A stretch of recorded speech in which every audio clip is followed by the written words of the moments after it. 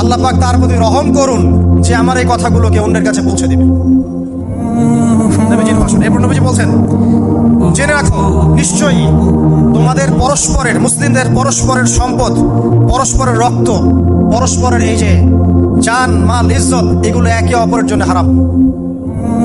মুসলিমদের পরস্পরের রক্ত, পরস্পরের ইজ্জত সম্মান একে অপরের জন্য হারাম, এর হানি করা একে অপরের জন্য হারাম। ঠিক যেমন আজকের এই দিন হারাম, এই শহর হারাম, এই মাসও হারাম। নবী করিম সাল্লাল্লাহু আলাইহি ওয়াসাল্লাম বলছিলেন, জেনে রাখো তিনটা বিষয়ে যেন তোমাদের অন্তর কখনো খেয়ানত না করে। তিনটা বিষয়ে তোমাদের অন্তর যেন কখনো খেয়ানত না করে। এক, তোমরা যে কাজটাই করবা শুধু আল্লাহ পাকের সন্তুষ্টির জন্য করবে। তোমরা যে কাজই করবে শুধু আল্লাহর সন্তুষ্টির জন্য করবে। তোমাদের শাসক বর্গের কল্যাণ কামনা করবে। তোমাদের শাসক বর্গের কল্যাণ কামনা করবে। 3 নাম্বার, মুসলিমদের জামাতকে আঁকড়ে ধরে রাখবে।